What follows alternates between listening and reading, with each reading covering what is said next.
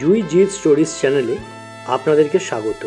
ভ্রমণপ্রেমী মানুষদের সবচেয়ে প্রিয় জায়গা আন্দামান, আর এই আন্দামান নিয়েই কিন্তু আমরা একটা সিরিজ আপনাদের সামনে আনতে চলেছি।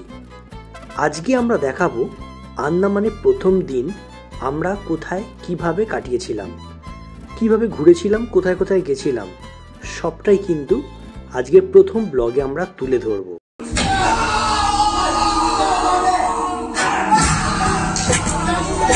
निशानी लोगों, दरो दीवार पे लिखी है कहानी लोगों।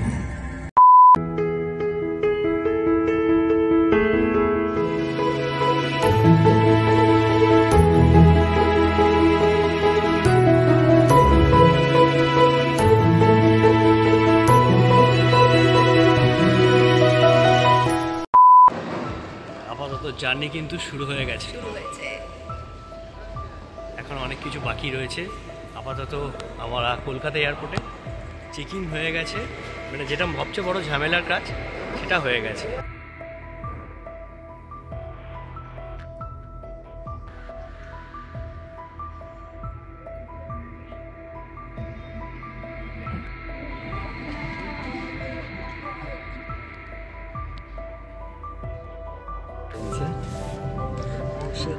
আপাতত এখন উঠে পড়েছি, কিন্তু আমার সাথে একটা ইনজাস্টিস হয়েছে, সেটা হচ্ছে উইন্ডো সিটটা কিন্তু আমার, এটা আমার না, উইন্ডো সিটে আমার নাম রয়েছে না, অসম্ভব।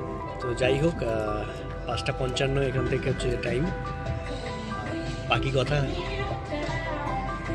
কথা তো মানে একদম এখান থেকে ওড়া থেকে শুরু করে নামা অবধি সবটাই হবে।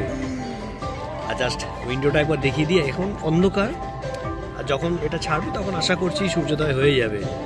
নতুন সূর্যোদয়, নতুন জায়গায়, নতুন বছরকে স্বাগত জানাতে যাচ্ছি আমরা।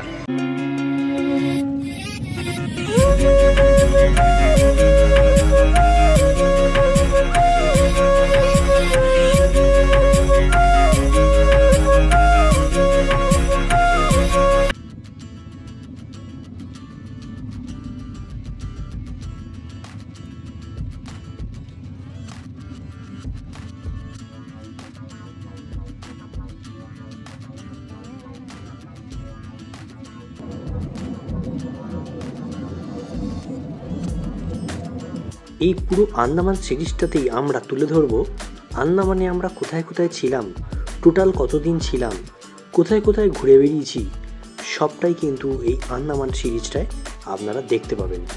আমরা গিয়েছিলাম ডিসেম্বরের শেষের দিকে।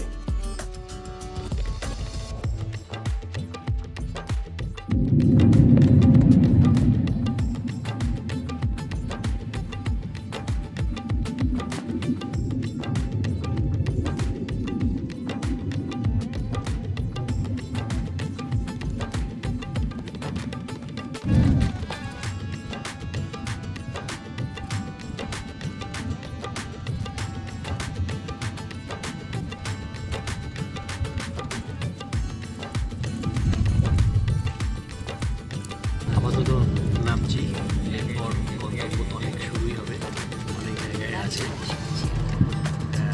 আগে হচ্ছে হোটেলে যাব, তারপর কাছে কী কী রয়েছে সবে নেমেই একদম শুরু হয়ে যাচ্ছে। মানে ওপর থেকে যা দেখিছি আজকে বিউটিটা অসাধারণ লেগেছে। চলো আগে হোটেলে যাই, তারপর একটার পর একটা করে একটা চলো।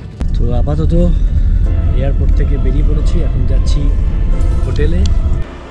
আগে ব্রেকফাস্ট করে নিলাম, কারণ রুমটা রেডি হচ্ছিল আর আমরা খুব আর্লি চলে এসেছি। সকালবেলা ফ্লাইট ছিল, এখানে 8টায় ঢোকার কথা, আমাদেরকে 8:15 নামিয়ে দিয়েছে।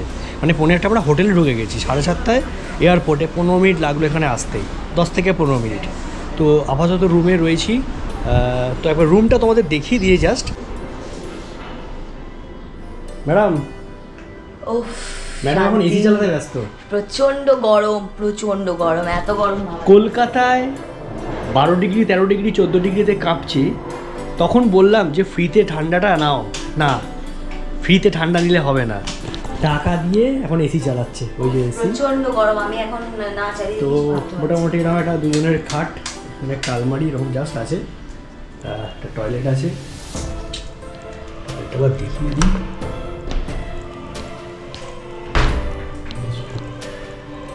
এরকম একটা ব্যালকনি আছে, এটা এখন লক রয়েছে, কি আছে জানি না। ব্যালকনিতে দেখি, বাহ, সবারই ব্যালকনি রয়েছে এরকম পুরো লম্বা একদম, সবাই বেরোতে পারবে। আর পেছনটা কিন্তু এইরকম ঠিক টাইপের। লাঞ্চ করব, লাঞ্চ করে কিন্তু বেরিয়ে যাব। আর এই হোটেল থেকে, মানে আমাদের হোটেলের এই ছাদেই হচ্ছে যে খাওয়ার জায়গাটা, তো সেই হোটেল থেকে আমি দেখাচ্ছি জাস্ট পেছনে, বেশ দেখাচ্ছি একবার দেখিয়ে দিই। এই পেছন থেকে দেখা যাচ্ছে। এবার এটা আমি সামনে থেকে একবার ভালো করে দেখাচ্ছি।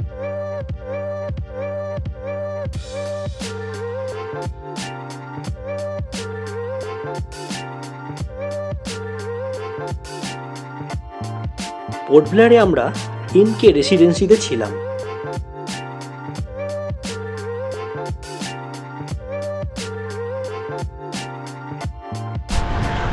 চলে এসেছি এখন আমরা একদম আমাদের যেটা আন্দামানের যেটা প্রথম, যেটা একটা ঐতিহাসিক স্থান। যারা আমাদের ফ্রিডম ফাইটাররা ছিল তাদের কিন্তু এখানে নরকের মানে দিনগুলো কেটেছে, সেই সেলুলার জেল। তো সেখানেই আমরা এখন যাচ্ছি ফার্স্ট টাইম। চলো, তো প্রথমে সেলুলার জেলে যাই, ওটা গিয়ে দেখাই। ভিতরে ক্যামেরা কতটা কী করতে দেবে আমি জানি না, ফার্স্টটাকে যাবে। তো সামনেটা ভিডিওটাকে তোমাকে দেখাই যে সেলুলার জেলের বাইরেটা। 1906 সালে ব্রিটিশদের দ্বারা নির্মিত এই 3 তলা কারাগারটা স্বাধীনতা সংগ্রামীদের জন্য একটা তীর্থস্থান। এই বিশাল ভবনটা নীরবে সাক্ষী থেকেছে সবচেয়ে ভয়াবহ অমানবিক অত্যাচারের, যারা বেশিরভাগই স্বাধীনতা সংগ্রামী ছিলেন।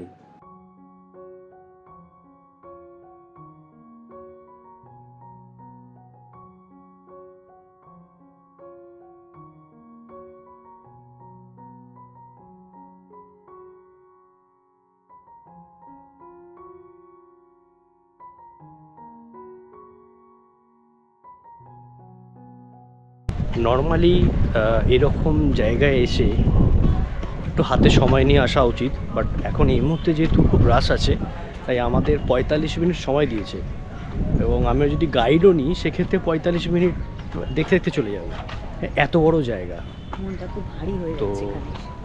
সেই জন্য আমরা নিজেরাই আপাতত জাস্ট একটু দেখে নিই। এবং এটার বিরাট ইতিহাস আছে, নির্মম ইতিহাস আছে প্রচুর। আমাদের যারা ফ্রিডম ফাইটাররা ছিল তাদেরকে এখানে নিয়ে এসে কিন্তু অত্যাচার করতো। হ্যাঁ, এবং সেটার পুরো স্টোরিটা এখানে মেনশন করা রয়েছে। তো এরকম মানে এই যে নির্মম কাহিনী, সেটাই এখন আমাদের কাছে একটা দর্শনীয় জায়গা হয়ে গেছে সেলুলার জেল। কিন্তু এর পেছনে বিরাট বিরাট দুঃখের কাহিনী রয়েছে, নির্মম কাহিনী রয়েছে, একটা বিরাট বড় ইতিহাস রয়েছে।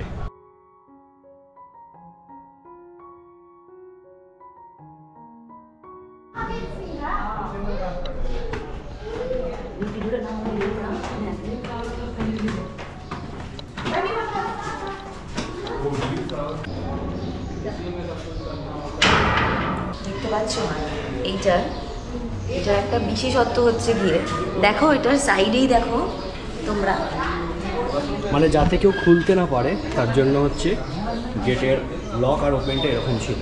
মানে যারা এখানে ভেতরে থাকবে তারা বাইরে দিয়েও যে হাত বাড়িয়ে যে এটা খুলবে সেটা কিন্তু কোনোভাবেই পসিবল না। তো এর ভিতরে আমার দম বন্ধ হয়ে আসছে, আমি আবার এখান থেকে বেরোবো। এবং এরকম জায়গায় থাকলে যে শুধু এইটুকুনি হচ্ছে আলো বাতাসের জায়গা, পুরো জায়গাটা কিন্তু এইরকম। এখানেই কিন্তু আমাদের দেশের জন্য ব্রিটিশদের বিরুদ্ধে লড়াই করে অনেক মানুষ কিন্তু এখানে প্রাণ দিয়েছে, অনেকে বাড়ি ফিরতে পারেনি, এবং যাদেরকে এখানে এনেছিল তাদেরকে নিয়ে ফেরেও নি। এতটাই নির্মম অত্যাচার হয়েছে এইসব জায়গায়। সেলুলার জেলকে বাংলায় কালাপানি বলা হয়। এটা আন্দামান ও নিকোবর দ্বীপপুঞ্জের একটা পূর্বতন কারাগার। ঔপনিবেশিক যুগে ব্রিটিশরা এই কারাগারটি নির্মাণ করেছিলেন। এই কারাগারটি রাজনৈতিক বন্দীদের রাখার জন্য ব্যবহৃত হতো। এই কারাগারটা ইউনেস্কোর একটা বিশ্ব ঐতিহ্যবাহী স্থান। এই কারাগারটি মুক্তিযোদ্ধাদের জন্য একটা তীর্থস্থান। বাংলার যারা ফ্রিডম ফাইটাররা ছিল তাদেরকে এখানে এনে তো অত্যাচার করেইছে। তো আমরা অনেকেরই নাম জানি না, অনেকের জানি বাট অনেকেরই জানি না, সেই লিস্টটাও কিন্তু এখানে রয়েছে। চলো।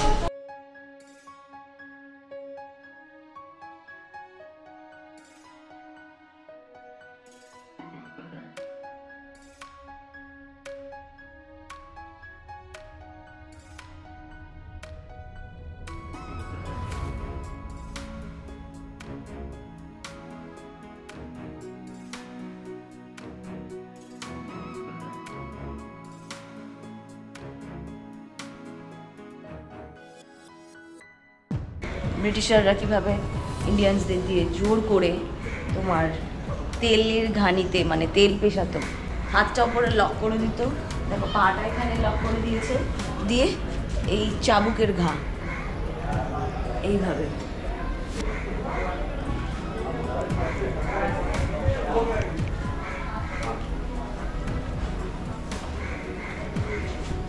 এটা ছিল সেলুলার জেলের আসামিদের ফাঁসির জায়গা। ফাঁসি দেওয়ার আগে যা ক্রিয়াকর্ম সব কিন্তু এখানে করা হতো। এটা হচ্ছে place for last rituals before execution. জায়গাটা খুব ভারী লাগছে, শরীরটা, মনটা বিশেষ করে। এখানে কিন্তু রাত্রিবেলা একটা লাইট সাউন্ড প্রোগ্রাম হয়, যেটা আমরাও থাকবো, আমরাও আসবো। তো তখন হচ্ছে সন্ধ্যেবেলা একটা 6:50 আমাদের রয়েছে। তো এখন নয়, এখন আমরা এরপর যাব হচ্ছে একটা বিচে।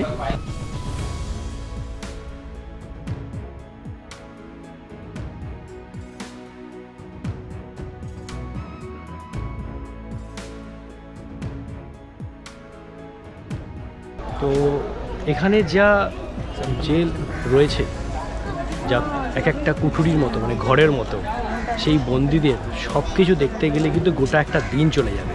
ডেফিনেটলি। তো বিরাট বড় জায়গা, আর উইদাউট গাইড এটা পসিবল। উইদাউট গাইড, এবং আমাদের সময় দিয়েছে 45 মিনিট, সেটা কোনোভাবেই সম্ভব নয়। তো আমাদের কিছু কিছু জিনিস দেখলাম যেগুলো খুব ভাইটাল, এবং এখানকার যে রেপ্লিকাগুলো বানিয়েছে, মানে কীভাবে অত্যাচার করতো তাদেরকে সত্যি মানে অন্য মানে জিনিসটা বুঝতে পারছি যে আমাদের আজকে স্বাধীনতা, মানে বাক স্বাধীনতা হোক, কী খাবো কী পরবো, সব কিছু দিক থেকে এটা করার জন্য যে লড়াইটা করেছে, আমার কাছে একটাই প্রশ্ন, আমরা কি তার দাম দিচ্ছি? এটা সবচেয়ে বড় প্রশ্ন। তো এই সেলুলার জেলেই আবার লাইট অ্যান্ড সাউন্ড প্রোগ্রামটা আমরা আসবো, সেটা সন্ধ্যে 6:50 আমাদের। এখন আমরা যাব সি বিচে, এখানকার সি বিচটায় যাব। তো আপাতত চলো, এই সময়ে সি বিচটা কীরকম লাগে, একটা বিকেল বিকেল ব্যাপার। তো এর একটা বিউটিটা, প্রথম আন্দামানে আসার পরই প্রথম এত কাছ থেকে সি বিচে যাবো, তো সেটা একটা ব্যাপার আছে। চলো তাহলে সি বিচে গিয়ে দেখা হচ্ছে, চলো। সেলুলার জেল থেকে বেরিয়ে আমরা এখন চলেছি কার্ভিন কোভ বিচে। এই বিচের প্রধান মূল আকর্ষণ যদি হয়, সেটা হচ্ছে এখানকার যে ওয়াটার অ্যাক্টিভিটিসগুলো কিন্তু এই বিচে হয়।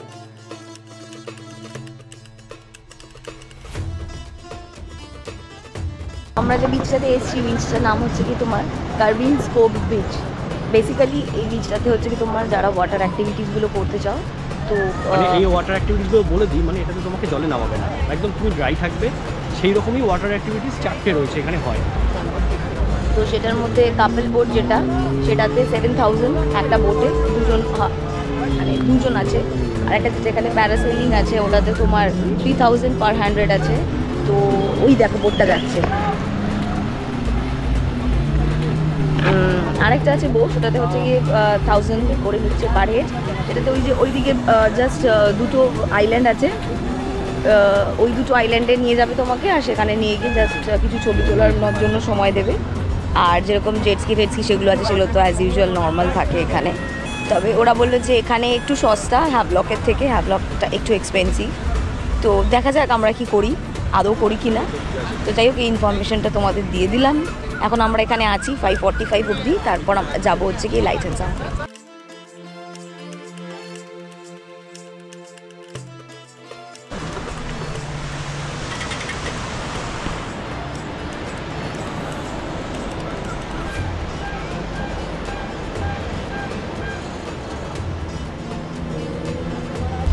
ডাব আন্দামান এসে স্টার্ট করে দিয়েছি, 50 রুপিস পার পিস।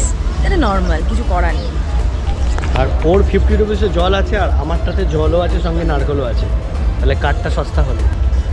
যদি আমি ডাব খেতে চাই, ডাবের শ্বাস, যে ডাবের যে আনন্দ, যে ফ্লেভার, যত নারকেলে পাবো না, তাই জন্য আমি শুধু ডাব, নো শ্বাস। সেই মনে হচ্ছে অনেকটা সেই আমরা পুরীতে গেলে যেরকম, বা দীঘাতে বিকেলবেলাটা সি বিচের ধারে বসি, ঠিক এখানেও তাই। কিন্তু অ্যাকচুয়ালি এখানে হচ্ছে এদের তো পুরো সিস্টেমেটিক ব্যাপার, যে প্রথমে সেলুলার জেলটা ঘুরলাম, ওখানে ঘুরে আসার পর আবার এখানে আমাদেরকে নিয়ে চলে এসেছি। এটা অ্যাকচুয়ালি অ্যাক্টিভিটির জন্য, যারা ওয়াটার অ্যাক্টিভিটি পছন্দ করে তাদের জন্য খুব ভালো, সময়ও অনেকটাই দেয়। তাদের জন্য খুব ভালো লাগবে। আবার এখান থেকে আমরা চলে যাব হচ্ছে পরে এই সেলুলার জেলেই যাব, সেখানে কিন্তু হবে লাইট অ্যান্ড সাউন্ডের যে প্রোগ্রামটা ওটা হবে। তো পুরোটা ওদের এখন একটা আমাদের যে প্রোগ্রামটা শিডিউল একটা তৈরি করা হবে। তো সেই জন্যই আমরা এখন বসে রয়েছি, কারণ ও জলকে এতটাই ভালোবাসে যে ও মনে করেছে যে জল থেকে মোটামুটি 25-30 ফুট দূর থেকে দেখতেই ভালোবাসছে। আমি একা দেখাই, বিকেলবেলার পরিবেশটা দুর্দান্ত লাগছে।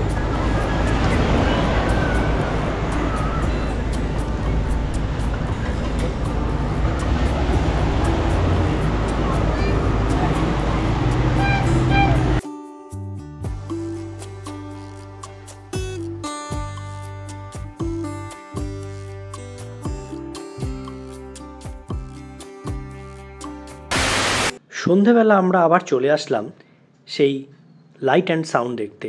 তো চলো তোমাদেরকে দেখাই এই লাইট অ্যান্ড সাউন্ড শোটা কীরকম।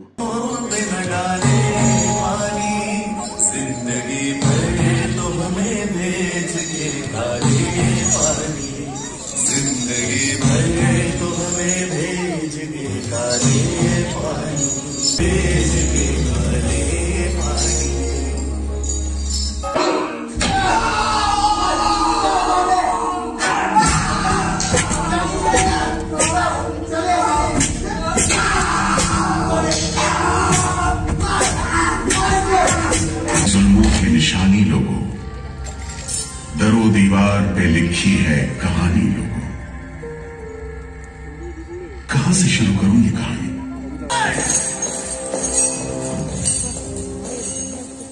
तो वहीं से शुरू करते हैं। ईस्ट इंडिया कंपनी ने इन टापुओं पर एक बस्ती कायम करने की कोशिश की और यहां लेफ्टिनेंट आर्चिबाल्ड ब्लेयर को भेजा।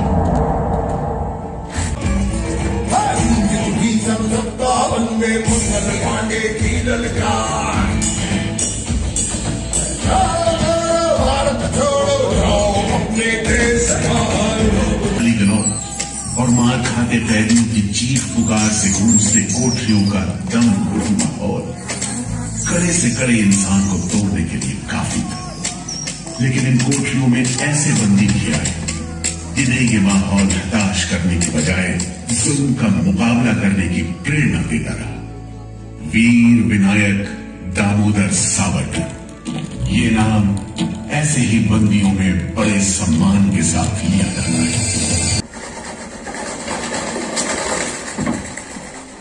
सेलुलर जेल के फाटक एक बार फिर खुले और कैदियों को रिहा कर दिया गया। इसके बाद 2 साल के अंदर अंदर भारत में ब्रिटिश सरकार का शासन खत्म हो गया। के प्रेमियों ने यहां झेली वो सारी कुर्बानियां जो देशभक्त वीरों ने यहां दी, आज भी देशवासियों के दिलो दिमाग पर छपी हुई है। जाएगा भारत की आजादी के दीवानों ने जो अमानवीय यातनाएं इस कारागार में सही, ताकि भारतवर्ष आजादी की उन मुक्त हवाओं में सांस ले सके, उन बलिदानों को